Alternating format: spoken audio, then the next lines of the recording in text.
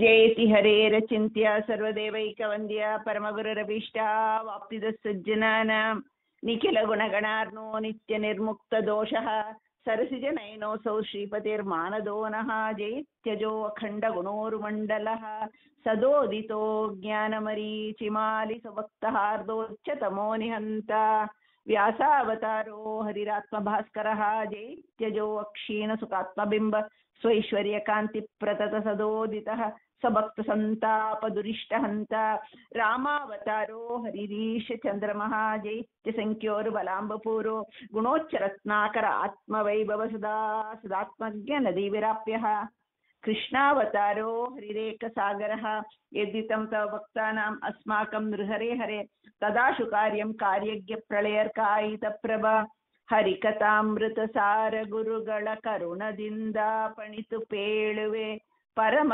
ಭಗವದ್ಭಕ್ತರಿದನಾದರದಿ ಕೇಳುವುದು ಆದರದಿ ಕೇಳುವುದು.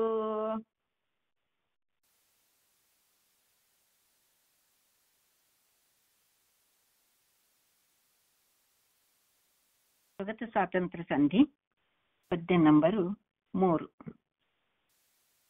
ದೇವತೆಗಳೋಪಾದಿ ನಿತ್ಯದೇವ ಮಾದಿ ನಾಮದಿಂದಲೇ ಯಾವದಿಂದ್ರಿಯಗಳಲ್ಲಿ ವ್ಯಾಪಾರಗಳ ಮಾಡುವರು. ಸೇವಕರ ಸೇವಾನುಗುಣ ಫಲವೀವ ನೃಪನಂದದಲ್ಲಿ ತನ್ನ ಸ್ವಭಾವ ಸ್ವಾತಂತ್ರ್ಯ ವಿಭಾಗವ ಮಾಡಿಕೊಟ್ಟ ಹರಿ.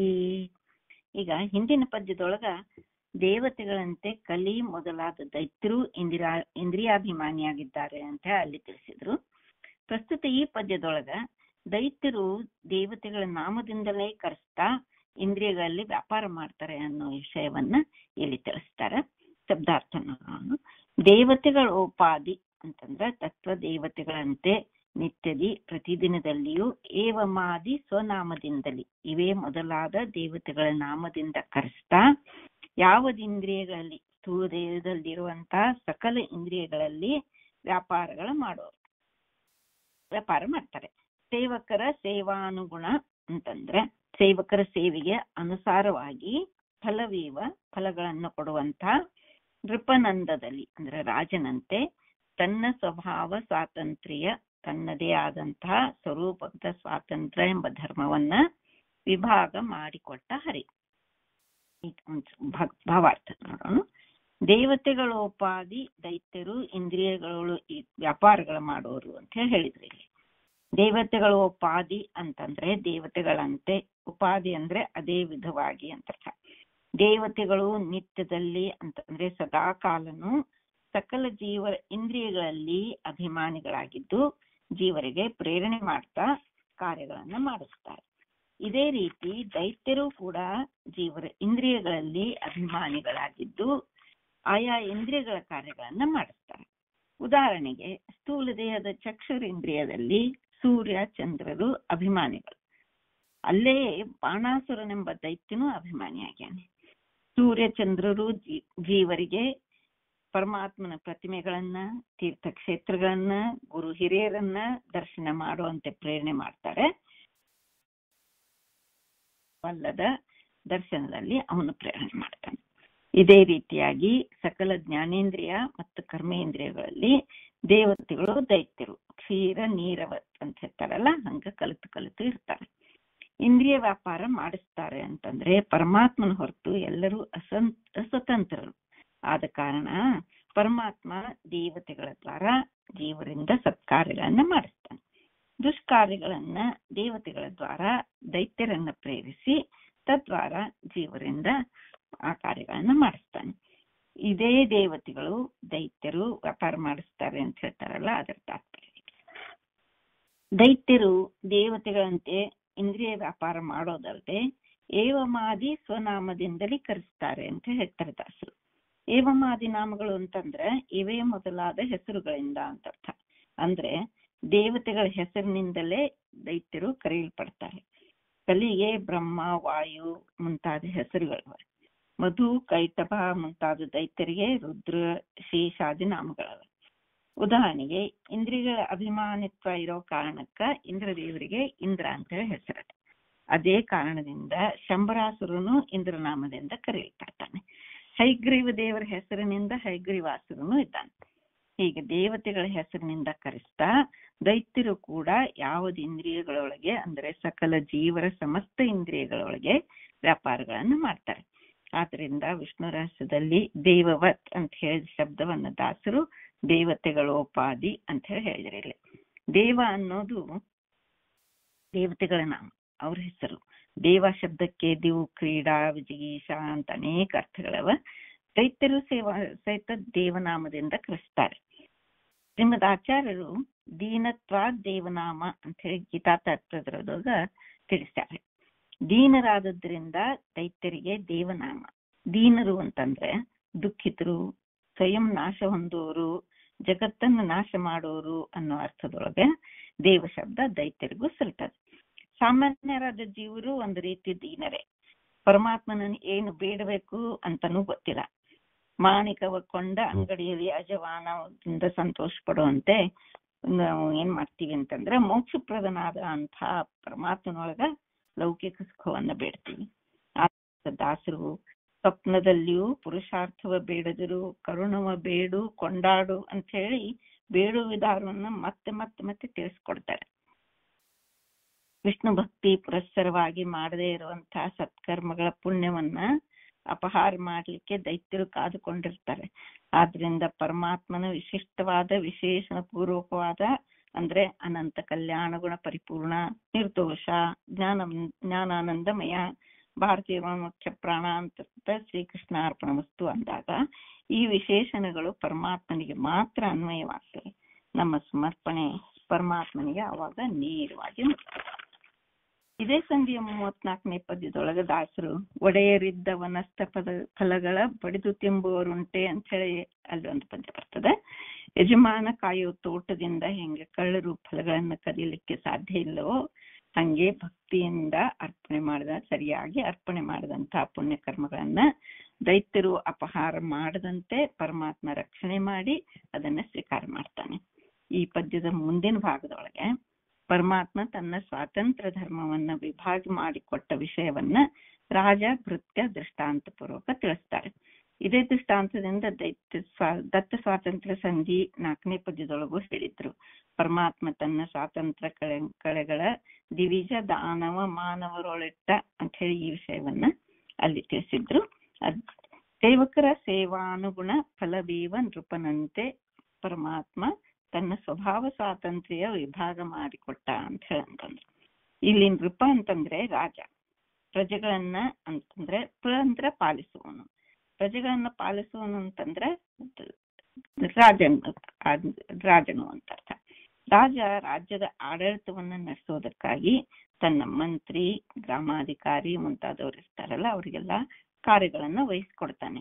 ಅವರಿಗೆ ಆ ಕಾರ್ಯ ಪೂರೈಸಲಿಕ್ಕೆ ಅವಶ್ಯ ಇರುವಂತಹ ತನ್ನ ಸ್ವಾಮಿತ್ವ ಧರ್ಮವನ್ನ ಹಂಚಿಕೊಡ್ತಾನೆ. ಇಲ್ಲಿ ರಾಜ ತನ್ನ ಸ್ವಾಮಿತ್ವವನ್ನು ಯಾರಿಗೂ ಕೊಟ್ಟಿಲ್ಲ. ಜನರು ಅಧಿಕಾರಿಗಳ ಆಜ್ಞೆಯನ್ನ ಪಾಲಿಸುವಂತ ಭಾಗವನ್ನ ಮಾತ್ರ ಕೊಡ್ತಾನೆ. ಈ ಸೇವಕರು ಮಾಡೋ ಸೇವೆಗೆ ತಕ್ಕಂತೆ ರಾಜ ಸಂಬಳವನ್ನು ಕೊಡ್ತಾನೆ. ಸೇವಕರ ಸೇವೆ ಅನ್ನೋದ್ರಿಂದನೇ ಇಲ್ಲಿ ಒಂದು ರಾಜನು ಒಬ್ಬನೇ ಪ್ರಭು, ಉಳಿದ ಎಲ್ಲರೂ ಅವನ ಅಧೀನಕ್ಕೆ ಒಳಪಟ್ಟವರು ಅಂತ ಹೇಳಿ ಅರ್ಥ. ದಾಸರು ಈ ರಾಜಭೃತ್ಯ ದೃಷ್ಟಾಂತದಿಂದ ಪರಮಾತ್ಮನ ಕಾರ್ಯಗಳನ್ನ ತಿಳಿಸ್ತಾರೆ. ನಹಿ ದೃಷ್ಟಾಂತೆ ಸರ್ವಸಾಮ್ಯಂ ಅಂತ ಹೇಳಿದಂತೆ ಇದು ತುಚ್ಛೋಪಮಾನ. ಸಂದರ್ಭಾನುಸಾರ ದೃಷ್ಟಾಂತವನ್ನ ಅನ್ವಯಿಸ್ಕೊಳ್ಬೇಕು. ಯಾಕಂದ್ರೆ ರಾಜ ತನ್ನ ಸೇವಕರಿಗೆ ಕಾರ್ಯಗಳನ್ನ ಆಜ್ಞೆ ಮಾಡ್ತಾನೆ. ಅವರು ಆ ಕೆಲಸವನ್ನು ಹೇಗೆ ನಿರ್ವಹಿಸ್ತಾರೆ ಅಂತ ಹೇಳಿ ರಾಜಕ್ಕೆ ಗೊತ್ತಿಲ್ಲ. ಮತ್ತು ಸೇವಕರ ಕಾರ್ಯದ ಅವಶ್ಯಕತೆ ರಾಜನಿಗಿದೆ. ಆದ್ರೆ ಪರಮಾತ್ಮ ವಿಷಯ ಹಾಗಲ್ಲ. ಪರಮಾತ್ಮನಿಗೆ ಯಾರ ಕಾರ್ಯದ ಅವಶ್ಯಕತೆನೂ ಇಲ್ಲ. ಪರಮಾತ್ಮ ಯಾರನ್ನೂ ಅವಲಂಬಿಸಿಲ್ಲ. ಅಲ್ಲದೆ ಪ್ರತಿಯೊಂದು ಜೀವರೊಳಗೂ ಅಂತರ್ಯಾಮಿಯಾಗಿದ್ದು ಪ್ರೇರಣೆ ಮಾಡ್ತಾನೆ, ಕಾರ್ಯಗಳನ್ನ ಮಾಡಿಸ್ತಾನೆ. ಬ್ರಹ್ಮನಲ್ಲಿ ಬ್ರಹ್ಮರೂಪಿಯಾಗಿ, ಶಿವನಲ್ಲಿ ಶಿವರೂಪಿಯಾಗಿ ಸೃಷ್ಟಿ ಲಯ ಕಾರ್ಯಗಳನ್ನ ಮಾಡಿಸ್ತಾನೆ. ತತ್ವಾಭಿಮಾನಿಗಳಲ್ಲಿ ನಿಂತು ಇಂದ್ರಿಯ ವ್ಯಾಪಾರಗಳನ್ನ ಮಾಡಿಸ್ತಾನೆ. ರಾಜ ಭೂಮಂಡಲಕ್ಕೆ ಸಾಮ್ರಾಟ, ಪರಮಾತ್ಮ 14 ಲೋಕಗಳ ಒಡೆಯ. ಬ್ರಹ್ಮ, ವಾಯು ಮುಂತಾದ ದೇವತೆಗಳು, ತತ್ವಾಭಿಮಾನಿ ದೇವತೆಗಳು, ಸಕಲ ಜೀವರಾಶಿಗಳು ಅವರವರ ಯೋಗ್ಯತಾನುಸಾರಿ ಕಾರ್ಯಗಳನ್ನ ಮಾಡೋದಕ್ಕಾಗಿ ರಾಜ ತನ್ನ ರಾಜತಂತ್ರದ ಅಧಿಕಾರವನ್ನು ಕೊಟ್ಟು ಕೆಲಸ ಮಾಡಿಸುವಂತೆ ಪರಮಾತ್ಮ ತನ್ನ ಸ್ವಭಾವ ಸ್ವಾತಂತ್ರ್ಯವನ್ನ ವಿಭಾಗ ಮಾಡಿಕೊಟ್ಟ. ಸ್ವಭಾವ ಸ್ವಾತಂತ್ರ್ಯ ಅಂತಂದ್ರೆ ಸ್ವರೂಪಭೂತವಾದಂತಹ ಸ್ವಾತಂತ್ರ್ಯ. ಯಾರಾದ್ರೂ ತಮ್ಮ ಸ್ವಭಾವವನ್ನು ಬೇರೆಯವರಿಗೆ ಕೊಡ್ಲಿಕ್ಕೆ ಸಾಧ್ಯದನ?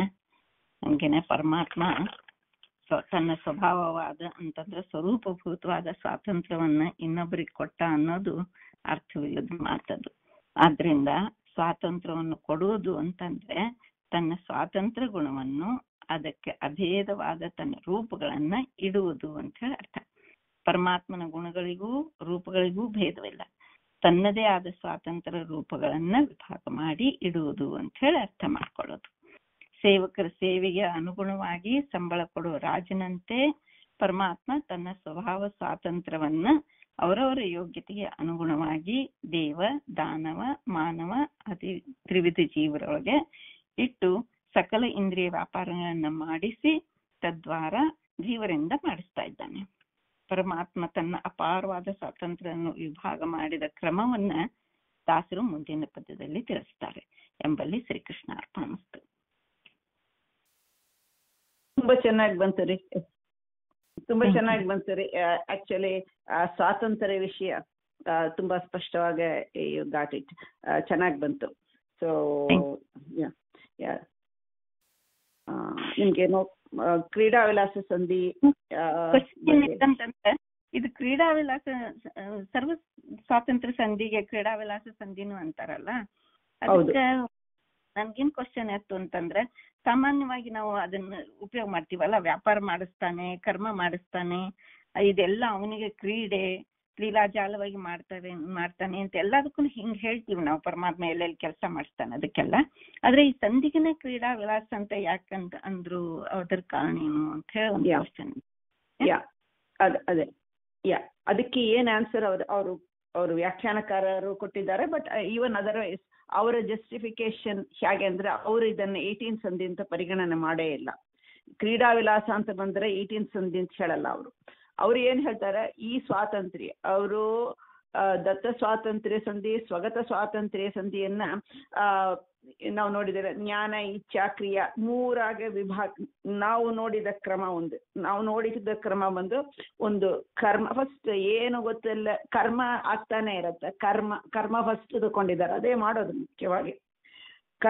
ಕರ್ಮದಲ್ಲಿ ಸ್ವಾತಂತ್ರ್ಯ ಇಲ್ಲ, ಇಚ್ಛೆಯಲ್ಲಿನೂ ಸ್ವಾತಂತ್ರ್ಯ ಇಲ್ಲ, ಆಮೇಲೆ ಜ್ಞಾನದಲ್ಲಿನೂ ಸ್ವಾತಂತ್ರ್ಯ. ಮೂರು ಒಟ್ಟಿಗೆನೇ ಇರುತ್ತೆ.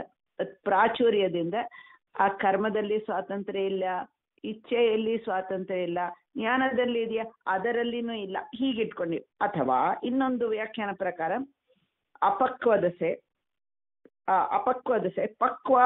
ಅಪಕ್ವದಸೆ ಅಂತಾರೆ, ಅಲ್ಲಿನೂ ಸ್ವಲ್ಪ ವ್ಯತ್ಯಾಸ. ಅಪಕ್ವದಸೆ ಅಂತ ಹೇಳುವಾಗ ಕೆಲವರು ಸೃಷ್ಟಿಗೆ ಮುಂಚೆ ಅಂತ ತಕೊಂಡು ಅದನ್ನ ದತ್ತ ಅಂಡ್ ಸ್ವಗತ ಇಂಟರ್ಚೇಂಜ್ ಮಾಡಿದ್ದಾರೆ. ಬಟ್ ಟೋಟಲಿ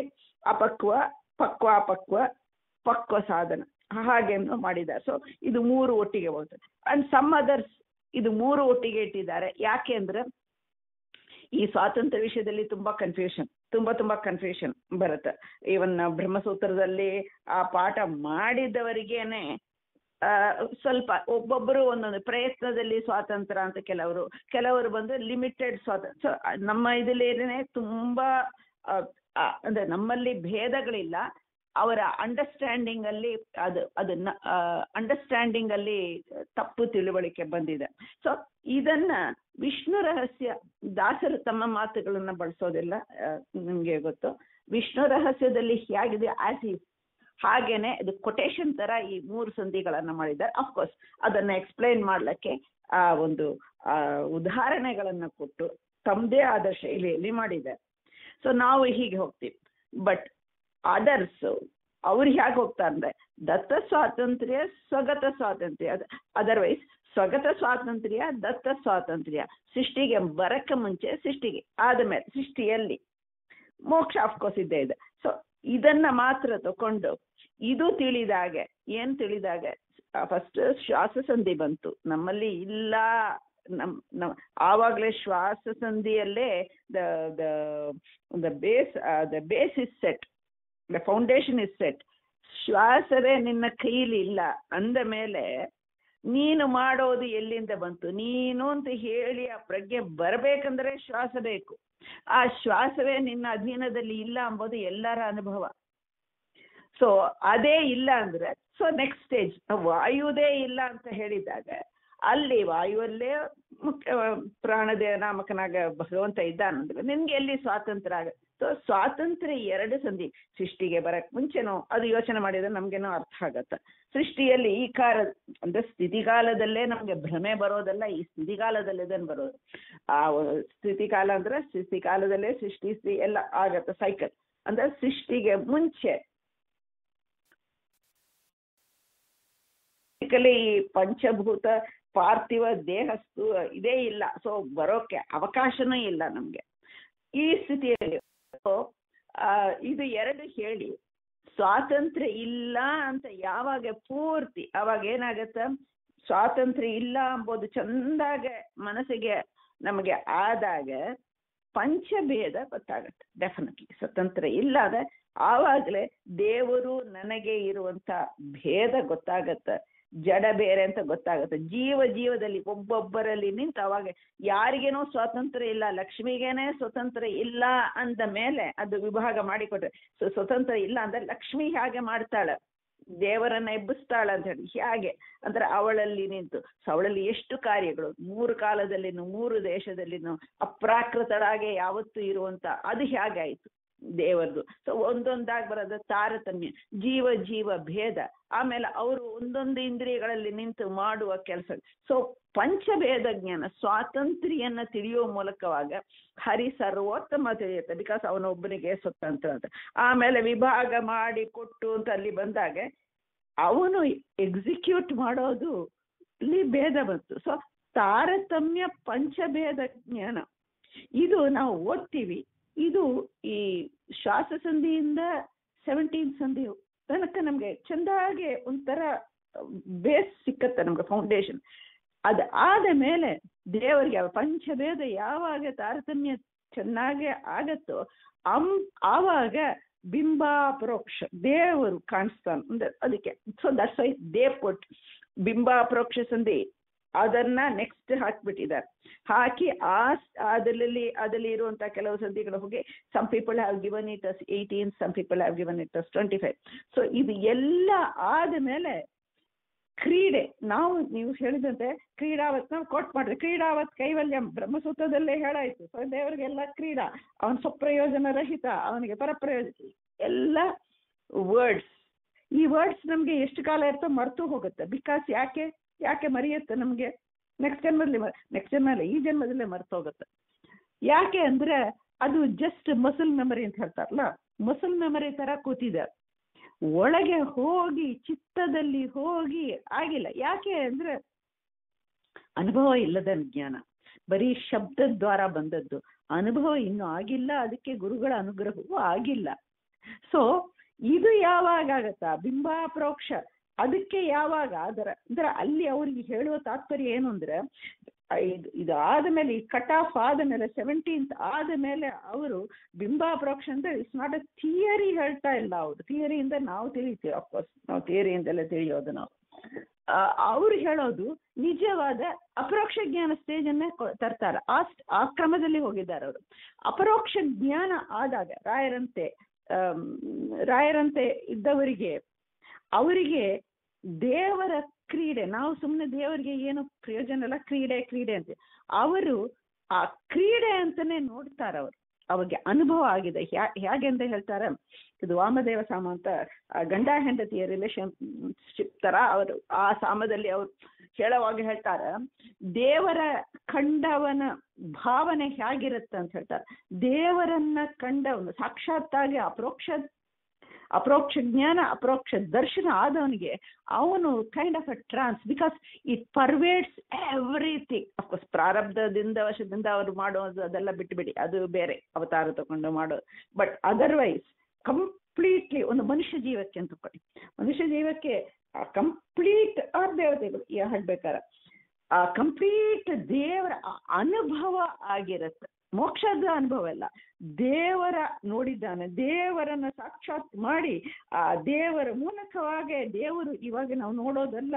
ಅಲ್ಲಿ ಅವರು ಅದೇ ಹೇಳ್ತಾರಲ್ಲ, ಶ್ಯಾಮಾತ್ ಶಬಲಂ ಪ್ರಪದ್ಯತೆ ಅಂತ ಹೇಳಿದಂತೆ, ಶ್ಯಾಮ ಶಬಲ ಅಂತ ಅಲ್ಲಿ ಹೇಳಿದಂತೆ, ದೇವರು ಎಲ್ಲರದಲ್ಲಿನೂ ನಿಂತು ದೇವತೆಗಳು ಅವರ ನಮ್ಮ ಗುರುಗಳ ಎಲ್ಲ ಆಂತರಿಕ ಗುರುಗಳ ದರ್ಶನ ಎಲ್ಲವನ್ನೂ ಮಾಡ್ತಾನೆ.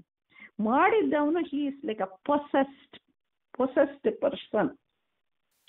ಆ ಅನುಭವದಲ್ಲಿ ಅವನಿಗೆ ಎಲ್ಲವೂ ದೇವರ ಹೇಳ್ತೀವಲ್ಲ, ಎಲ್ಲರಿಗೇನು ಹ್ಯಾಮರ್ ಕೈಲಿ ಇದ್ದವನ್ಗೆ ಎಲ್ಲ ನೈಸ್ ತರ ಕಾಣಿಸುತ್ತೆ ಅಂತ ಇಂಗ್ಲಿಷ್ ಹೇಳ್ತಾರಲ್ಲ, ಹಾಗೆ ತರ ಎಲ್ಲವೂ ದೇವ್ರದೇ ಕಾಣಿಸ್ತಾ ಅವನ್ಗೆ, ಎಲ್ಲವೂ ದೇವ್ರದ್ದು ಕಾಣಿಸಿ ಆವಾಗ ಕ್ರೀಡಾ ವಿಲಾಸ. ಸೊ ಅಪರೋಕ್ಷ ನಂತರ ಆಗುವಂತ ಅದು ಕ್ರೀಡಾ ವಿಲಾಸ ನಾವು ಹೇಳ್ತಾ ಇದ್ದೀವಿ ಅಂತ.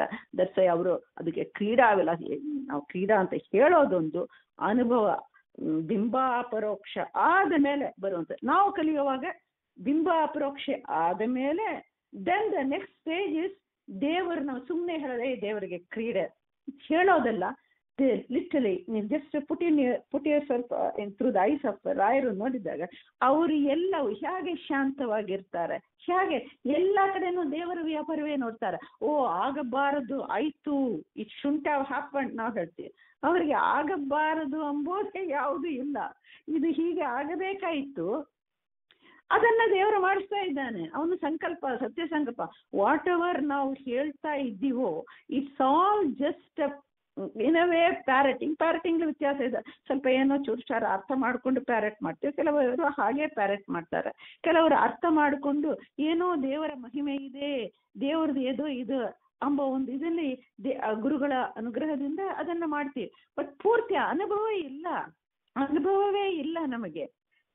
ಅಪರೋಕ್ಷ ದರ್ಶನ ಜ್ಞಾನ ಆದವರಿಗೆ ಅನುಭವ ಅಂದ್ರೆ ದೇವರ ಆ ಕ್ಷಣದಲ್ಲಿ ನೋಡಿದಾಗ ಎಲ್ಲ ಸಂಶಯ ಏನೋ ಅದು ಇದು ಎಲ್ಲ ಹೋಗಿ ಎಲ್ಲ ಕಡೆನೂ ದೇವ್ರು ನೋಡಿದಾಗ ದೇವರ ಕ್ರೀಡೆ ಅಂತ ಅವರು ಅವಾಗ ನೋಡ್ತಾರಂತ. ದಟ್ಸ್ ಹೌ ದೇ ಜಸ್ಟಿಫೈ, ಅವರು ಹಾಗೆ ಆ ತರ ತಕೊಂಡಿದ್ದಾರೆ. ಚೈತ್ರಿ, ಇದು ಹರಿವರ್ಧನ್ ಪುರಾಣಿಕರಿದ್ದಾರಲ್ಲ, ಅವರು ಒಂದು ಬರ್ದಾರ ಇಲ್ಲಿ, ಅದು ಸ್ವಲ್ಪ ಈಗ ನೀವು ಹೇಳಿದ ಮೇಲೆ ಅರ್ಥ ಆಯ್ತು. ಅಪರೋಕ್ಷ ಜ್ಞಾನ ಬಂದ ಅನಂತರವೇ ಜ್ಞಾನಿಗಳಿಗೆ ಹರಿಯ ಕ್ರೀಡಾ ವಿಲಾಸವು ತಿಳಿಯುತ್ತದೆ. ಅದರ್ಥ ಆಯ್ತು. ಅದರಿಂದ ಅಜ್ಞರಿಗೆ ಬೋಧಕ್ಕಾಗಿ ಹರಿಯ ಕ್ರೀಡಾ ವಿಲಾಸವನ್ನು ರಾಯರು ವರ್ಣಿಸುತ್ತಿದ್ದಾರೆ ಅಂತಂದ್ರೆ ಸುಮ್ಮನೆ ನಮ್ಗೆ ಏನ್ ಮಾಡ್ತಾರೆ, ಹೆಂಗ್ ಕಾಣಿಸ್ತದೆ ಅಂತ ತಿಳಿಸ್ಲಿಕ್ಕೆ ಅಷ್ಟು ಹೇಳ್ತಾರೆ ದಾಸರು ಅಂತ ಅರ್ಥ ಮಾಡ್ಕೊಳ್ಳೋದಲ್ಲ. ಹೌದು, ನಮಗೆ ಎಲ್ಲವೂ ಹಾಗೆ ತಾನೆ. ದೇವರನ್ನು ನೋಡಿದಾಗ ಮೋಕ್ಷನ ಅದು ಇದು ಎಲ್ಲ ನಮ್ಗೆ ತಿಳಿಸಬೇಕಾದ ಫಸ್ಟ್ ಒಂದು ಥಿಯರಿ. ನಮ್ಮ ಕಾಲೇಜ್ ಡೇಸ್ಲಿ ಫಸ್ಟ್ ಥಿಯರಿ ಹೇಳ್ಕೊಡೋದು, ಆಮೇಲೆ ಲ್ಯಾಬ್ಗೆ ಹೋಗಿ ಮಾಡೋದು, ಅಲ್ಲಿ then you find out. So ಹಾಗೆ ನಮ್ಗೆ ಥಿಯರಿನೂ ಗೊತ್ತಿಲ್ಲ ಅಲ್ಲ, ಅಪರೋಕ್ಷದಲ್ಲಿ ಏನಾಗತ್ತೆ, ಅಪರೋಕ್ಷ ನಂತರ ನಾವು ಅದೇ ಹೇಳ್ತೇವೆ, ಪಾಪರಿ ರಾಯರಿಗೆ ಎಷ್ಟು ಕಷ್ಟ. ಕೆಲವು ನಾವು ಹೇಳ್ತೇವೆ ಪಾಪ ರಾಯರಿಗೆ ಎಷ್ಟು ಕಷ್ಟ ಆಯ್ತಿರಿ, ಅವ್ರ ಜೀವನ ಎಷ್ಟು ಕಷ್ಟ. ಅದೇ ರಾಯರು ನಮ್ಗೆ ಎಲ್ಲಕ್ಕೆ ಬೇಡಿದ್ದೆಲ್ಲ ಕೊಡ್ತಾನಂತ ನಾವೇ ಹಾಡು ಹೇಳ್ತೀವಿ. ಸೊ ಅವರಿಗೆ ಕಷ್ಟ ಆಯ್ತಾ, ಅವ್ರಿಗೆ ದೇಹಕ್ಕೆ ಆಗೋದು, they are able to see ಆಯ್ತಾ ಅವ್ರಿಗೆ, ಅಂದ್ರೆ ದೇಹಕ್ಕೆ ಏನಾರು ಆದ್ರೆ ಅದು ಗೊತ್ತಾಗತ್ತೆ. ಆದ್ರೆ ದೇಹ ಬೇರೆ ನಾನು ಬೇರೆ, ಲಿಂಕ್ ಅಭಿಮಾನ ತಪ್ಪತ್ತೆ ಅವ್ರಿಗೆ, ಅದು ನಮ್ಗೆ ಗೊತ್ತಿಲ್ಲ. ಸೊ ಅವ್ರದ್ದು ಬೇರೆ ನಮ್ದು ಬೇರೆ ಅಂಬೋದು ನಮ್ಗೆ ಬರೋದಿಲ್ಲ. ನಮ್ಮಂತೆನೆ ನಾವು ಎಲ್ಲರನ್ನು ಭಾವನೆ ಮಾಡ್ತೇವೆ. ನಾವು ಹಾಗೆ ಅವ್ರಿಗೇನೋ ಕಷ್ಟ, ಹೆಂಡತಿ ಬಿಟ್ಟದ್ದು ಅವ್ರಿಗೆ ಕಷ್ಟ, ಇದು ಮಾಡಿದ್ದು ಅವ್ರಿಗೆ ಕಷ್ಟ, ಊಟ ಮಾಡದಿದ್ದದ್ದು ಅವ್ರಿಗೆ ಕಷ್ಟ, ಹೀಗೆ ನಾವು ಭಾವನೆಗಳನ್ನ ಮಾಡ್ತೀವಿ. ಅವರಿಗೆ ದುಃಖ ಅವರಿಗೆ ಬಂದು ಆ ಸ್ಪರ್ಶ ಅಂದ್ರೆ ಅವ್ರಿಗೆ ಏನೂ ಆಗಿಲ್ಲ, ಊಟ ಮಾಡದೆ ಅವ್ರಿಗೆ ಏನು ಹಸಿ ಆಗಿಲ್ಲ, ಅದು ಆಗಿಲ್ಲ, ನಾನು ಅದು ಧರ್ಮ, ಹಸಿ ಆಗತ್ತೆ, ಎಲ್ಲವೂ ಆಗತ್ತೆ, ಅದನ್ನಿಂದ ಪೀಡೆ ಇಲ್ಲ ಅವರಿಗೆ. ಆಗತ್ತೆ, ಊಟ ಇಲ್ಲದೆ ಇದ್ದಾಗ ಹಸಿವೆ ಇದು ಇದೆ, ಅದರಿಂದ ಅವರಿಗೆ ಪೀಡೆ ದುಃಖ ಮನಸ್ಸಿಗೆ. So that's what it is. ನಮಗೆ ಏನಾರು ಆಗಿರ್ತಾರೆ ಮನಸ್ಸಿಗೆ ಇಮ್ಮಿಡಿಯೇಟ್ಲಿ, ನಮ್ಮ ದೇಹಕ್ಕೆ ಆಗದದ್ದು ಮಾತ್ರಲ್ಲ, ನಮ್ಮ ದೇಹ ಸಂಬಂಧಿ ನಮ್ಮ ಮಕ್ಕಳಿಗೆ ಆದದ್ದು, ನಮ್ಮ ಮನೆಗೆ ಆದದ್ದು, ನಮ್ಮ ಊರಿಗೆ ಆದದ್ದು, ರಿಲೇಟಿವ್ಲಿ ಒಂದೊಂದು ಮಾಡ್ತೀವಿ ನಮ್ಮ ದೇಶಕ್ಕೆ. ಹೀಗೆ ನಮ್ಗೆ ಅಭಿಮಾನ ಬೆಳೆಯುತ್ತೆ. ಅವರಿಗೆ ಅದು ಅದರಿಂದ ಮನಸ್ಸಿಗೆ ಕೊನೆ ಸ್ಥಿತಿ ಬಂದಾಗೆ ಮನಸ್ಸಿಗೆ ದುಃಖ. ಮನಸ್ಸಿಗೆ ಇದು ಸುಖ ಬಂದಾಗ ಎಷ್ಟು ರಿಜಾಯ್ಸಿಂಗ್, ದುಃಖ ಬಂದಾಗ ಏನಿಲ್ಲ, ಏನು ಮಾಡೋದಿಲ್ಲ. We can't even handle it because we do ಪಂಚಭೇದ ಹೇಳ್ತೀವಿ ನಾವು, ಎಲ್ಲರೂ ಹೇಳ್ತೀವಿ ಭೇದ ಹೇಳ್ತೀವಿ. Are able to practise it? ಇಲ್ಲ, ಅಷ್ಟೊಂದು ಅಟ್ಯಾಚ್ಮೆಂಟ್ ಇದೆ. ಸ್ವಲ್ಪ ಕಡಿಮೆ ಮಾಡ್ಕೊಳಕ್ಕಾಗತ್ತೆ, ಕಡಿಮೆ ಮಾಡಿಕೊಂಡು ನಮ್ಮ ಕೆಲಸಗಳನ್ನು ವಿಘ್ನ ಬಾರದೆ ಮಾಡ್ಕೊಳಕ್, ಅದೇ ಒಂದು ದೊಡ್ಡ ಪ್ರಸಾದ. ಆದ್ರೆ ರಾಯರಿಗೆ ಏನಾಗತ್ತೆ, ಅವ್ರಿಗೇನೋ ಆಶೆ ಆಯ್ತು, ಅವ್ರಿಗೇನೋ ಆ ಒಂದು ಹೊಟ್ಟೆ ಸಂಕಟ, ಅದಲ್ಲ, ಅದರಿಂದ ಪೀಡೆ, ಮನಸ್ಸಿಗೆ ದುಃಖ ಆಯ್ತಾ? ಇಲ್ಲ, ಇದು ದೇವರ ಪ್ರಸಾದ, ಇದು ಬೇರೆ, ನನ್ನ ದೇಹಕ್ಕೆ ಇದೆ, ಈ ಒಂದು ದೇಹಕ್ಕೆ ಕೊಡ್ತಾ ಇದ್ದಾನೆ, ಇದು ದೇವರ ಪ್ರಸಾದ. ಅದನ್ನ ನಾವು ಸುಮ್ಮನೆ ಹೇಳ್ತೇವೆ, ಈ ಕಷ್ಟ ಬಂದಾಗಲೂ ದೇವರ ಪ್ರಸಾದ ಅಂತ ತಕೊಳ್ಳಿ, ದೊಡ್ಡವರು ಬೈದಿದ್ದಾರ, ಅದು ನಿಮ್ಮ ಪಾಪ ಹೋಯಿತು ಅಂತ ಏನೋ ಒಂದು ಸಮಾಧಾನ ಮಾಡ್ಕೊಳ್ತೀವಿ ನಾವು. ಅವ್ರು ಹಾಗಲ್ಲ, ಅಪರೋಕ್ಷ ದರ್ಶನ, ಜ್ಞಾನ ಆಮೇಲೆ ದರ್ಶನ, ದೇವರ ದರ್ಶನ, ಅದರ ಪ್ರಭಾವ ಎಷ್ಟು ಇರುತ್ತಂದ್ರೆ he is able to clearly see. ಒಮ್ಮೊಮ್ಮೆ ದೇವರು ಅದನ್ನ ಮರೆ ಮಾಡಿ, ಅದೇ ಪ್ರಾರಬ್ಧ ಅವನ ದುಃಖ ಅದು ಬರುತ್ತೆ, ಅಲ್ಲಿ ಬರುವಂಥದ್ದು ಬರುತ್ತೆ. ಸೊ ಇಲ್ಲಿ ಅವನಿಗೆ ಕ್ಲಿಯರ್ ಆಗಿ ಗುರು ಪರಂಪರೆಯಲ್ಲಿ ಬಂದು ಬಾಹ್ಲಿಕನಿಗೆ ಆಯ್ತಾ? ಎಸ್, ಬಾಹ್ಲಿಕನಿಗೆ ಕಷ್ಟ ಆಯ್ತು. ಆದರೆ ಅದೇ ಗುರು ಪರಂಪರೆಯಲ್ಲಿ ಬಂದಾಗ ಇಲ್ಲ, ದೇವರ ಅನುಗ್ರಹ, ಅವಾಗ ದೇವರಿಗೆ ಯಾವುದು ಪ್ರೀತಿಯೋ ಅದನ್ನ ಮಾಡಿದ್ರು. ಸೊ ಅದು ಅಪರೋಕ್ಷ ಆದ ಮೇಲೆ ಅವ್ರಿಗೆ ಆ ಕ್ರೀಡೆ, ದೇವರ ಕ್ರೀಡೆ ಗೊತ್ತಾಗತ್ತೆ. Really they see it. ನಮ್ಗೆ ಅಜ್ಞರಿಗೆ ಏನ್ ಮಾಡ್ಬೇಕು? ಇಲ್ಲ, ಇದೇ ಈಗ ನಮ್ಮಂತೆ ಸ್ವಲ್ಪ ಯೋಚನೆ ಮಾಡಿದನು, ಎಲ್ಲವನ್ನೂ ಕೊಡಬಲ್ಲ ರಾಯರಿಗೆ ತಮ್ಮ ಹಸಿವೆ, ತಮ್ಮ ಬಡತನ, ಅದನ್ನ ತೀರ್ಸ್ಕೊಳ್ಳಕ್ಕೆ ಯಾಕೆ ಆಗಿಲ್ಲ ಎಂಬ ಕ್ವಶನ್ ಸ್ವಲ್ಪ ಯೋಚನೆ ಮಾಡಿದ್ರೆ ತಮ್ಗೆ ಮಾಡ್ಬೋದಲ್ಲ ಅವರು, ದೇವರೇ ಇದೆಲ್ಲ ಇದು ಮಾಡು ಅಂದ್ರೆ ಅವ್ರಿಗೆ ಆಗತ್ತಲ್ಲ, ಪುಣ್ಯ ಇಲ್ಲವ ಅವ್ರಿಗೆ? ಆಗತ್ತಲ್ಲ, ಮಾಡ್ಬೋದು. ಮಾಡಿಲ್ಲ ಅವರು ಮಾಡೋದೂ ಇಲ್ಲ. ಅಂದ್ರೆ ಅವರು ಬೇರೆ ಕ್ಯಾಟಗರಿ, ಮನುಷ್ಯರಂತೆ ಬಂದಿದ್ದಾರೆ, ಅವರು ಬೇರೆ ಕ್ಯಾಟಗರಿ. ಜಗನ್ನಾಥ ದಾಸರಿಗೆನ ನಾವು ಹಾಗೆ ಹೇಳ್ತೀವಿ, ಬೇರೆ ಕ್ಯಾಟಗರಿ. ಅವರು ಪ್ರಾರಬ್ಧದಿಂದ ಅದೆಲ್ಲ ಮಾಡಿದ್ದು, ಅವ್ರಿಗೆ ದೇವರು ಮರೆ ಮಾಡಿ ಅದು ನಮ್ಮಂತೆನೆ ವರ್ತಿಸುವಂತೆ ಮಾಡಿದ್ದ, ಪ್ರಾರಬ್ಧ ಕಳೆಯಲಿಕ್ಕೆ.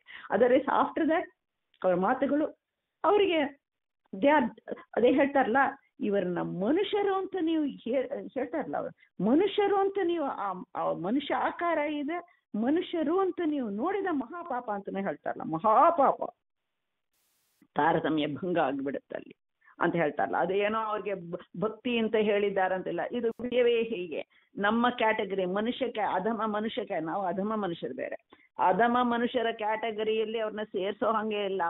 ಅವರು ಮನುಷ್ಯರು ಅಲ್ಲ, ಅವರೆಲ್ಲ ಮನುಷ್ಯರು ಅಲ್ಲ, ಅದಕ್ಕೆ ತಾರತಮ್ಯ ಅದು.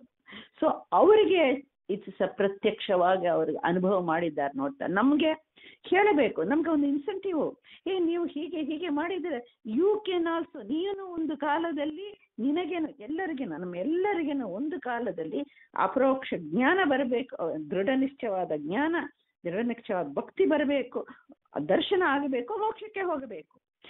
ನಮಗೆ ಮೋಕ್ಷ ಕಟ್ಟಿಟ್ಟದ್ದು, ಆ ಮೋಕ್ಷ ಬರಬೇಕು ಅಂದ್ರೆ ಹಿಂದೆ ರಿವರ್ಸ್ಲಿ ಬರಬೇಕು ಅಂದ್ರೆ ಇಲ್ಲಿ ನನಗೆ ಭರವಸೆ ಉಂಟು ಮಾಡಿ ಹೀಗೆ ಆಗತ್ತ ಅಂತ ನಮಗೆ ಆ ಒಂದು ರೋಡ್ ಮ್ಯಾಪ್ ತರ, ನಾವು ಊರಿಗೆ ಹೋಗಕ್ ಮುಂಚೆ ರೋಡ್ ಮ್ಯಾಪ್ ತಗೊಳ್ತೀವಲ್ಲ, ಹೀಗೆ ಇಲ್ಲಿ ಒಂದು ವಿಶ್ರಾಮ ತಗೋಬಹುದು, ಅಲ್ಲಿ ಒಂದು 2 ದಿವಸ ಹಾಲ್ಟ್ ಇರ್ಬೋದು. We have not it gone there, ಬದ್ರಿಗೆ ಇನ್ನೂ ಹೋಗೇ ಇಲ್ಲ.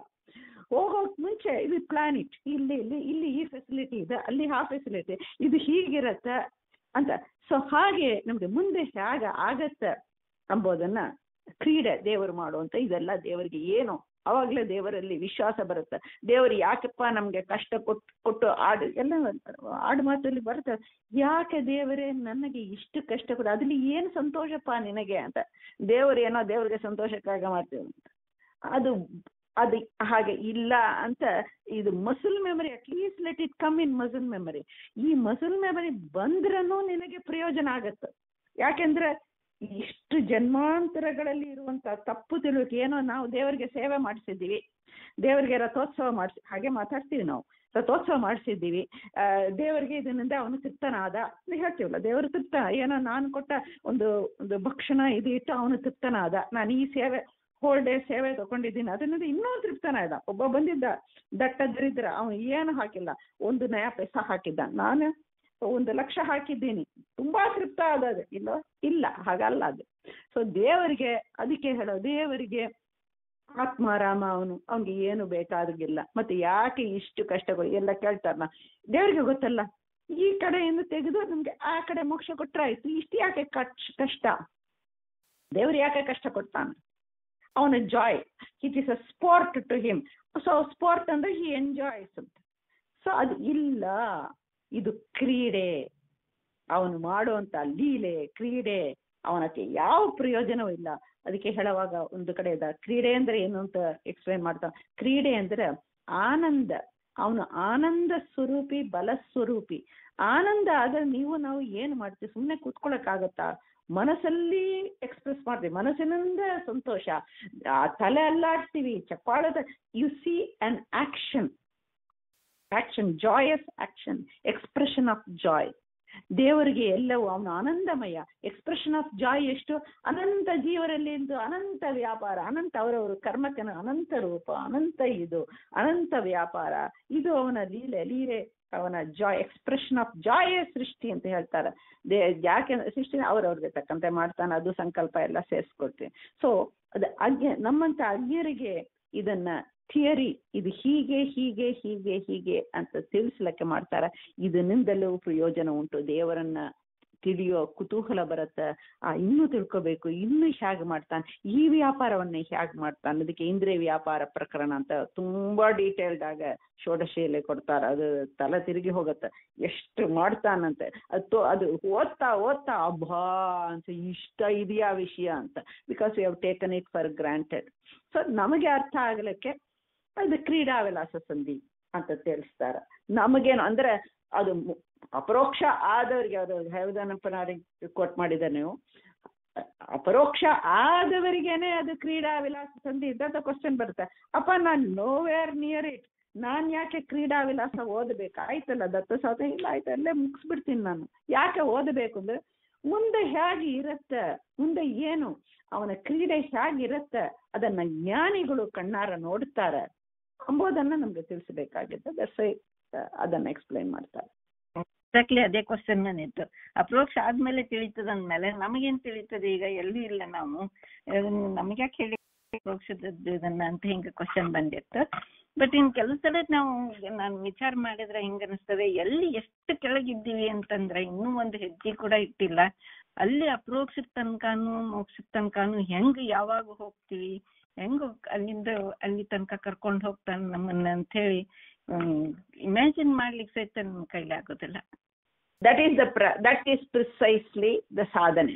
ಸಾಧನೆ ಏನು ಅಂದ್ರೆ, ನೀವು ಕೇಳಿದ್ರೆ ಸಾಧನೆ ಅಂದ್ರೆ ಅವ್ವಾ I have come this far ಅಂತ ಅನ್ಸುತ್ತೆ. That's how. ಬಿಕಾಸ್ ಲೌಕಿಕದಲ್ಲಿ ನಾವು ನೋಡ್ತೀವಿ, ಲೌಕಿಕದಲ್ಲಿ 2 ರೀತಿಯಿಂದ ನೋಡ್ತೀವಿ. ಒಂದು ಲೌಕಿಕದ ನಾವೇ ಶ್ರೇಷ್ಠರು, ಈ ಮತದಲ್ಲಿ ಹುಟ್ಟಿದೆ ನಾನೇ ಶ್ರೇಷ್ಠ. ಸೊ ಇಟ್ ಬಿಲ್ಡ್ಸ್, ಕೆಳಗೆ ಇರೋರ್ನ ನೋಡೋವಾಗ sometimes it may build the ego in us. ನಾನು ಅಂತ ಬಂದ್ಬಿಡತ್ತೆ. ದೇವರ ದಯಿಂದ ಒಂದು ಅಡಿಷನ್, ಒಂದು ರಿಫ್ರೈನ್, ಅದು ಸಾಂಗ್ ತರ ಅದನ್ನ ಆಡ್ ಮಾಡಿದ್ದು ನಮಗೆ ಅಹಂಕಾರ ಬರುತ್ತ.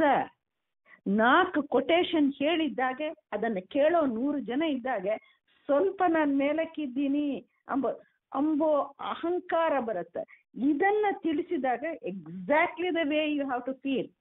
ಐ ಆಮ್ ನೋವೇರ್ ನಿಯರ್, ಇನ್ನು ಶುರು ಮಾಡಿಯೇ ಇಲ್ಲವೇ, ಇನ್ನು ಸ್ಕೂಲ್ಗೆ ಹೋಗೇ ಇಲ್ಲ ಅಂಬೋದು, ದಟ್ ಬ್ರಿಂಗ್ಸ್ ಅಸ್ ಡೌನ್.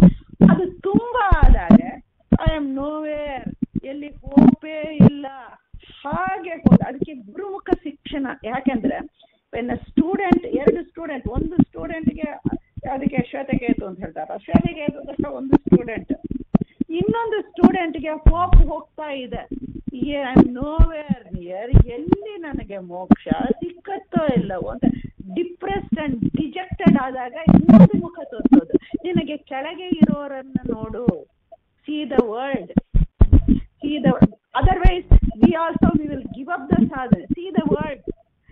ನೀನು ಇಟ್ಟ ಹೆಜ್ಜೆಯನ್ನು ಅವ್ರು ಇಟ್ಟಿಲ್ಲ. ದೇವರು ನಿನ್ಗೆ ಇಷ್ಟು ತನಕ ತಂದಿದ್ದಾನೆ. ಇಷ್ಟು ತನಕ ಯಾಕೆ ತಂದಿದ್ದಾನೆ? ನಿನ್ಗೆ ಮೋಕ್ಷಕ್ಕೆ ಕರ್ಕೊಂಡು ಹೋಗ್ಲಿಕ್ಕೆ ತಂದಿದ್ದಾನೆ. ನೀನ್ ಯಾಕೆ ಯೋಚನೆ ಮಾಡ್ತೀಯ, ಚಿಂತೆ ಯಾಕೆ? ಚಿನ್ಮಯನಿದ್ದಾನೆ, ನೀನ್ ಯಾಕೆ ಚಿಂತನೆ ಮಾಡ್ತೀಯ? ಅವನೇ ಕರ್ಕೊಂಡು, ನನ್ಗೆ ಸ್ವತಂತ್ರನೂ ಇಲ್ಲ, ಅವನೇ ಕರ್ಕೊಂಡು ಹೋಗ್ಲಿಕ್ಕೆ ಒಂದೊಂದು ಹೆಜ್ಜೆ ಹಿಡಿದು ಕರ್ಕೊಂಡು, ತಾನೇ ಕೈ ಬಿಟ್ಟಿಲ್ಲ, ಕೈ ಹಿಡಿದು ಕರ್ಕೊಂಡು ಹೋಗ್ತಾ ಇದ್ದಾನೆ. ಒಯ್ಡಿ ಅವನ್ ಮರಿ ಅವನೇ ಮಾಡಿಸ್ತಾ ಇದ್ದಾನೆ. ಸೊ ಅಟ್ಲೀಸ್ಟ್ ಅಟ್ಲೀಸ್ಟ್ ನಿನಗೆ ಕಣ್ಣು ತೆಗೆದಿದೆ, ಯಾವುದು ರೂಟ್ ಗೊತ್ತಿದೆ, ಆ ರೂಟ್ ಅಲ್ಲಿ ಇವಾಗ ಶುರು ಮಾಡಿದ ಇದು ರೂಟ್ ಅಂತ. ಇಷ್ಟು ಮಾಡಿದ್ದಕ್ಕೆ ಫಲ ಇದು, ಇದೇ ಫಲ ನೀನು ಹಿಂದೆ ಮಾಡಿದ್ದು, ಗುರುಗಳ ದಯೆ ಇದೆ, ಗುರು ಅನುಗ್ರಹ ಇದೆ. ದೆನ್ ಆ ಸ್ಟೂಡೆಂಟ್ ಕೆಳಕ್ಕೆ ಹೋದ್ರೆ ಅವನನ್ನ ಎತ್ತಿ ಹಿಡಿಯೋದು, ತುಂಬಾ ಶ್ವೇತಕೇತು ತರ ಹೋದ್ರೆ ಅವನನ್ನ ಕೆಳಕ್ಕೆ ಮಾಡೋದು. So this way use to do it. ಎರಡೂ ನಮ್ಗೆ ಬೇಕಾಗಿರುತ್ತೆ. ಬಟ್ ಫಾರ್ ಅವರ್ ಲೆವೆಲ್ಲಿ ವಿ ಹ್ಯಾವ್ ಜಸ್ಟ್ ಬಿಕಾಸ್ 18 ಸಂಧಿ ಆಯ್ತು, ನಮ್ಗೆ 18th ಸಂಧಿ 17th ಸಂಧಿ ಆಯ್ತು. ಇವಾಗ ಇನ್ನು ಕೆಲವರು ಹರಿಕಥಾಂಸಾರ ಏನು ಅಂತನೂ ಹೇಳ್ತಾರೆ. My God, we have come this far. ಒಂದು 10 ವರ್ಷವಾಗ ಹಬ್ಬ ಹೇಳ್ತಾರೆ. No then when you read that ದತ್ತ ಸ್ವಾತಂತ್ರ್ಯ ಸಂಧಿ, ಒಂದು ಸರ್ವ ಸ್ವಾತಂತ್ರ್ಯ ಅದಕ್ಕೆ ಶುರು ಮಾಡೋದೇ ಅದಕ್ಕೆ ನಾನು ಹೇಳಿದಾಗ I wanted to give that from ಬೃಹದಾರಣ್ಯಕೋಪನಿಷತ್. ಜನಕನಿಗೆ ಕೊಟ್ಟ ಉಪದೇಶ. ಜನಕ ಮಹಾರಾಜ, ಅವನಿಗೆ ನಮ್ಮ ಜನಕ, ಅವನಿಗೆ ಆ ಮೋಕ್ಷಕ್ಕೆ ಹತ್ತಿರ ಇದ್ದಾನ, ಅವನು ಸೋ ಕ್ಲೋಸ್ ಟು ಮೋಕ್ಷ. ಅವನ ನಿಯತ ಗುರುಗಳು ಯಜ್ಞವಲ್ಕ್ಯರು ಬಂದು ಇದನ್ನೇ ಕೊಟ್ರು. ಪಚನ ಭಕ್ಷಣ ಇದೇ ಅಲ್ಲಿ ಕೊಟ್ಟಿದ್ದಾರೆ. ಸೊ ಎಲ್ಲ ಸ್ಟೇಜ್ ನಮ್ಮ ಲೆವೆಲ್ಲಿ ನಮಗೆ ದಾಸರದು ತುಂಬಾ ಕರುಣೆ ಏನು ಅಂದ್ರೆ, we can practice it, not just ನಮಗೆ ಕ್ರೀಡಾ ವಿಲಾಸ ಅದು ನಮಗೆ ತಿಳಿಸಿಕೊಡೋದು ಒಂದು ಮುಖ. ಆದ್ರೆ ಚಿಕ್ಕ ವಿಷಯದಲ್ಲಿ ಸಣ್ಣ ಚಿಂತನೆಗಳು, ಇದು ಹೇಗಾಗತ್ತಪ್ಪ, ತಟ್ಟೆಯಲ್ಲಿ ಅನ್ನ ಕೊಟ್ಟಿದೀಯಾ, ಇದು ಹೇಗೆ ನನಗೆ ಬಂತು, ಎಷ್ಟೋ ಜನಕ್ಕಿಲ್ಲ, ನನಗೆ ಕೊಟ್ಟಿದೀಯಾ. ಸೊ ಅದನ್ನ ಜೀರ್ಣ ಮಾಡುವ ರೀತಿಯಲ್ಲಿ ಕೊಟ್ಟಿದೀಯಾ. ಏನೋ ಹಸುಗಳಿಗೆ ಕೊಟ್ಟಿದ್ರ, ಹುಲ್ಲುಗಳನ್ನು ಇಟ್ಟಿದ್ರ, my system is such that it cannot even digest ಆಗುವಂತೆ ಕೊಟ್ಟಿದೀಯಾ. ನನಗೆ ಇವತ್ತು ಎಲೆಕ್ಟ್ರಿಸಿಟಿ ಏನೋ ಒಂದು ಅಡಿಗೆ ಮಾಡ್ಲಿಕ್ಕೆ ಉಪಕರಣಗಳನ್ನ ಕೊಟ್ಟಿದೀಯಾ. ಇದನ್ನ ಬೇಯಿಸಿ ಇದನ್ನ ಬೇಸಾಯ ಮಾಡಿ ನನ್ನ ಹತ್ರ ಇರುವಂತ ಅಂಗಡಿಗೆ ತಂದಿದ್ದಾನೆ, ನನಗೆ ತಕೊಳ್ಳೋಕೆ ಕೊಟ್ಟಿದೀಯಾ. ನಾನು ಇದಕ್ಕೆ ಮಾಡಿದ ಪುಣ್ಯ ಏನೋ ಚೂರು, ಅದನ್ನ ಅನಂತ ಮಡಿ ಮಾಡಿ ಇದನ್ನ ಕೊಟ್ಟಿದ್ದೆ ಯಾಕೆ. ಸೊ ಒಂದೊಂದು ಅಲ್ಲಿ ಹೇಳೋದನ್ನ ನಮ್ಗೆ ಸಿಂಪಲ್, ಇದೇ ನಮ್ಗೆ ಸಾಧನೆ ಆಗ್ಬಿಡುತ್ತೆ. ನಾವು ಊಟ ಮಾಡುವಾಗ 1 ನಿಮಿಷ ಅದಕ್ಕೆ ಅದನ್ನ ಫಸ್ಟ್ ವರ್ಸ್ ಆಗಿ ಇಟ್ಟಿದ್ದಾರೆ. ಅದಕ್ಕೆ ಆದಿ ಅಂತ್ಯ ಹೇಳೋದು ಅಂತ ಒಂದು ಕ್ರಮ ಇದೆ. ಆದಿ ಅಂತ್ಯ ಹೇಳಿದ ಅದು ಸಂಧಿ ಹೇಳಿದಂತೆ ಅಂತ ಒಂದು ಸಂಧಿಯ ಒಂದು ಪದ್ಯ, ಫಸ್ಟ್ ಪದ್ಯ, ಇದರಲ್ಲಿ ಒಂದೊಂದು ತಕೊಂಡು ಒಂದು ನಾವು ಸೇವೆಗಳ ಅನೇಕ ಸೇವೆಗಳನ್ನ ಮಾಡ್ತೀವಿ. ಇದು ಒಂದು ಸೇವೆ. ಈ ಸೇವೆ ಏನು ಅಂದ್ರೆ ಪಚನ ಅಂಬೋದನ್ನು ಈ ವಾರ ಪೂರ ನಾನು ಪಚನ ಬಗ್ಗೆ ಯೋಚನೆ ಮಾಡ್ತೀನಿ. ಇದು ಮನಸ್ಸಲ್ಲಿ ನಾನು ಅನ್ಕೊಳ್ಳೋದು ಪಚನ ಬಗ್ಗೆನೇ. ಇದು ನವರಾತ್ರಿ ಇದು ಸೇವೆ. ದಿನಾಗ್ಲೂ ಊಟ ಮಾಡೋವಾಗ, ಫಸ್ಟ್ ಅಡಿಗೆ ಮಾಡೋವಾಗ, ಅದಕ್ಕೆ ಶಾಪಿಂಗ್ ಹೋಗುವಾಗ, ಅದನ್ನೆಲ್ಲ ಶುರು ಮಾಡಿ ನನ್ನ ಹೊಟ್ಟೆಯಲ್ಲಿ ಹೋಗೋದು, ಬಾಯಲ್ಲಿ ಪಚನ ಆಗಿ ಹೊಟ್ಟೆಯಲ್ಲಿ. ಇದನ್ನ ನಾನು ಚಿಂತನೆ ಮಾಡ್ತೀನಿ. ಭೋಜನ ಸಮಯದಲ್ಲಿ ಏನ್ ಮಾಡೋ ಕೆಲಸ ಒಂದೇ, ಭೋಜನ ಸಮಯದಲ್ಲಿ ನಾನು ಇದನ್ನ ಚಿಂತನೆ ಮಾಡ್ತೀನಿ. ಇದನ್ನ ಮಾಡ್ತಾ ಬನ್ನಿ, ಒಂದು ವಾರ ಮಾಡಿ, 10 ದಿವಸ ಮಾಡಿ, ಏನೋ ಒಂದು ಮಾಡಿ, ಇನ್ನೊಂದಕ್ಕೆ ಹೋಗಿ. So what happens is after a while, because of this practice ಇದನ್ನೇ ಗುರುಕುಲದಲ್ಲಿ ಅದನ್ನೇ ಮಾಡ್ತಾ ಇದ್ರು ಆ ಕಾಲದಲ್ಲಿ, ಪ್ರಾಕ್ಟೀಸಿಂಗ್ ಇಟ್. ಅದಕ್ಕೆ ಅವರು ರಾಯರು ವ್ಯಾಖ್ಯಾನಗಳಲ್ಲಿ ಇದೆಲ್ಲ ಬರೆಯೋದೇ ಇಲ್ಲ. ಬಿಕಾಸ್ ಆವಾಗ ಗುರುಕುಲ ಟೈಪ್ ಆಫ್ ಲರ್ನಿಂಗ್ ಅದು ಮಾಡಿ ರಕ್ತಗತ ಆಗ್ಬಿಡುತ್ತೆ. ಯಾವಾಗ ಅನ್ನ ನೋಡಿದನು sharply when you go through the fields ಹಾಗೆ ಬದುಕ್ತಾ ಇದ್ರು. ಅಲ್ಲಿ ನೋಡೋವಾಗ ಹೇಗೆ ಮಾಡಿಕೊಟ್ಟ, ಒಂದು ಬೀಜ ಹಾಕಿದ್ರೆ ತೆನೆ ಎಷ್ಟು ಅಂತ ಬಂತು, ಭೂಮಿಯಿಂದ ಮಾಡಿದ್ರು. ಸೊ ಇದನ್ನ ದೇವರು ಮಾಡ್ತಾನೆ, ನೋಡಿಲ್ಲ ದೇವರನ್ನ ಮಾಡೋದು. ಜ್ಞಾನಿಗಳು ಹೇಳಿದ ಮಾತ್ರ ನಮ್ಗೆ ಅವ್ರದ್ದು ಐ ವಿಟ್ನೆಸ್, ಅದು ನಾವು ನಂಬುತ್ತೀವಿ. ಸೊ ಹಾಗೆ ಮಾಡ್ಲಿಕ್ಕೇನೆ ನಮ್ಗೆ ಅನುಕೂಲ ಆಗುತ್ತೆ. ಅಜ್ಞರಿಗೆ ಸುಮ್ಮನೆ ಮಸಲ್ ಮೆಮರಿಯಲ್ಲಿ ಅನುಷ್ಠಾನದಲ್ಲಿ ಅನುಸಂಧಾನ ಅಂತ ಹೇಳ್ತೀವಿ. ಅನುಷ್ಠಾನದಲ್ಲಿ ಹರಿಕಥಾಂಸಾರದ ದೊಡ್ಡ ಕೊಡುಗೆ ಏನಂದ್ರೆ, ಅನುಷ್ಠಾನದಲ್ಲಿ ಇಟ್ಟು ಅನುಭವಕ್ಕೆ ತಂದುಕೋ. ಅದು ಮಾಡಿಸಿದ್ರೆ ಇದೇನಾಗತ್ತೆ, ವಾಟ್ ಹ್ಯಾಪನ್ಸ್ ಇಸ್, ಅನೇಕ ಜನ್ಮದಿಂದ ನಮ್ಗೆ ಬಂದಿರುವಂತ ತಪ್ಪು ತಿಳುವಳಿಕೆ, ಅದನ್ನ ಈ ಜನ್ಮದಲ್ಲಿ we can erase it. Good extent we can erase it. ಈ ಅನುಸಂಧಾನ ಸುಮ್ಮನೆ ಇದು ಮಸಲ್ ಮೆಮರಿ ಅಲ್ಲ. ಅಡಿಗೆ ಮಾಡುವಾಗ ಆ ಒಂದು ಫುಡ್ ಪ್ರಾಡಕ್ಟ್ಸ್ ನ ತಕೊಳ್ಳೋವಾಗ, ಆ ಬೇಸಾಯ ನಮ್ಮ ಗಾರ್ಡನಿಂಗ್ ಮಾಡೋವಾಗ, ಅದನ್ನು ಊಟ ಮಾಡೋವಾಗ ಅದು ಜೀರ್ಣ ಆಗತ್ತೆ. ಒಂದು 4 hours ಆಗುತ್ತೆ, ಜೀರ್ಣ ಆಗತ್ತಲ್ಲ. ಹೊಟ್ಟೆಯಲ್ಲಿ ಹಾಕಿದ್ದು ಜೀರ್ಣ ಆಗಿ ಅದು ಎಲ್ಲಾ ಕಡೆನೂ ಹೋಗುತ್ತಲ್ಲ. ಇದನ್ನ ಯೋಚನೆ ಮಾಡಿ, ಇದು ನಮ್ಗೆ ಆಗತ್ತೆ. ಒಂದೊಂದು ಅದಕ್ಕೇನೋ ನಮ್ಗೆ ಜಸ್ಟ್ ಒಂದು ತಿಳಿಸಿಕೊಡಲಿಕ್ಕೆ ಇಲ್ಲ.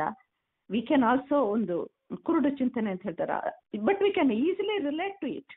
ಒಂದು ದಿವಸ ಒಂದು ನೀರು ಇವತ್ತು ನೋಡಿ, ಇವತ್ತು I couldn't join and join ಆಗಿಲ್ಲ, ಇವತ್ತು ಏನಪ್ಪ ಕ್ಲಾಸ್ ಕ್ಯಾನ್ಸಲ್ ಆಗತ್ತಾ, ಏನು so dependent, so very dependent on this wifi and internet. ನೋಡಿ ಎಷ್ಟು ಏನು. ಸೊ ಹೀಗೆ ಅನುಭವ ಆಗತ್ತೆ. ಆಮೇಲೆ ದೇವರೇ you can do it this way also. ಇದು ಚಿಕ್ಕ ವಿಷಯ.